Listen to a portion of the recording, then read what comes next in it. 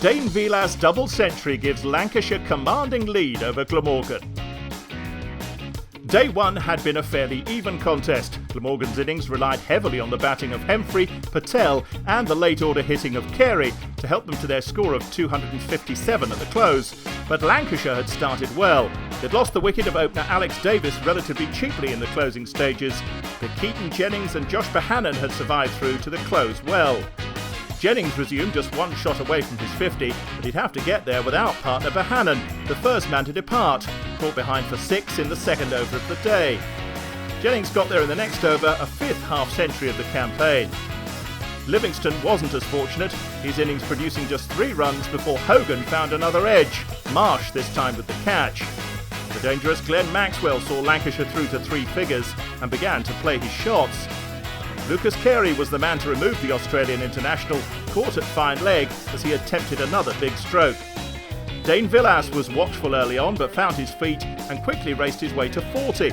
Jennings now into the 70s, Lancashire now 191 for 4 at lunch, just 66 runs behind Glamorgan. Vilas emerged from the interval in determined mood. He quickly reached his 50, courtesy of 3 consecutive 4s off the bowling of Lloyd. But Glamorgan found the breakthrough they'd been searching for. The key wicket of Jennings taken trapped LBW for 86. The Lancashire skipper was batting well, however, responding to the loss of his partner by sending Patel over the boundary. There was no stopping him, and before long he was on the cusp of a century. That was reached in bombastic style. Hemfrey launched for 16 off just 3 balls, as Vilas notched his runner-ball 100. By the time they reached the tea interval, the score was 334 for 5, another tough session for Glamorgan, with Jennings' wicket the only one to fall. The home side would finally pick up another wicket shortly after the restart, Hemfrey with some excellent work in the field to see Jones run out for 31. That wicket looked to kick Lancashire into another gear, the scoring rate stepping up as Vilas passed 150. Glam was also batting quickly, finding himself racing through the 30s as Vilas carted Carey for 20 off 1 over. Full batting bonus points were confirmed, but there was still no stopping the Lancashire batters. An exceptional Vilas innings was capped off, a single off Wag, and he'd reached the 200 mark. He lost his partner 2 balls later, Wag finding a way through Lamb's defences, leaving him 1 run short of a maiden first-class half-century. Tom Bailey faced just 8 balls before Samit Patel picked up his first Glamorgan wicket. The batsman charged and missed. Cook made no mistake with the stumping. Vilas was now in the zone and quickly batted his way past 250, taking Lancashire past 500 in the process.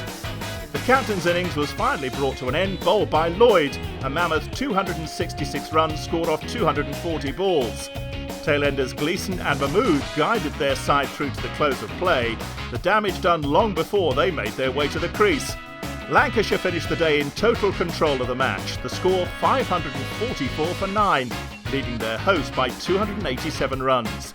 And it had been Dane Vilas' day, his incredible knock of 266 representing the bulk of his side's advantage. With 2 days left to play, Lancashire have all the cards. An overnight declaration could put Glamorgan under immediate pressure, but with so much time they may choose to make their hosts field on day 3. Either way, it's looking like a tough task for Glamorgan.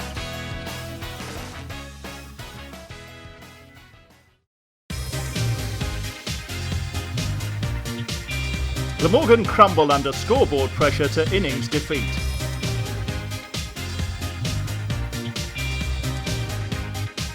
The story of day 2 starts and ends with the innings of Dane Vilas. Many around him have provided important contributions, but the skipper's Specsavers County Championship leading score ensured Lancashire would head into the 3rd day of play, chasing an innings victory with a lead of 287. They still had 1 wicket remaining when Mahmood and Gleeson resumed the Lancashire innings. But that would fall just 4 balls into the day.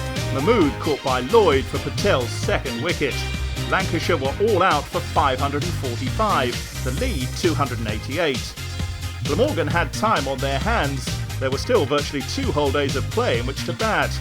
Their patience was on show in the early stages. Less than 20 runs accumulated in the first 10 overs as they negotiated Bailey and Gleeson. Lancashire picked up their first wicket 15 overs into the innings. Selman out LBW to Lamb for 18. Hemfrey's wicket was a carbon copy of his opening partner. Same bowler, same shot, and the same outcome. Gleeson's return to the attack brought immediate results. Lloyd could only edge through to Vilas as he looked to defend and was out for 5. Root followed off the next ball, the delivery a little fuller, but the result the same. Glamorgan limped through to lunch, going into the interval at 46 for 4, an all but terminal start to their mammoth chase. They reached 50 after the resumption of play, but neither Marsh nor Patel looked overly confident, and before long they'd lost another wicket. Marsh was the man to go, another trapped LBW, out for 9.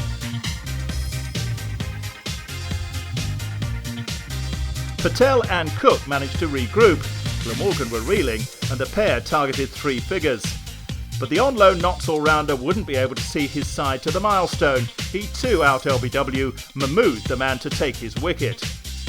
Cook defiantly attacked, finding quick boundaries off Mahmood.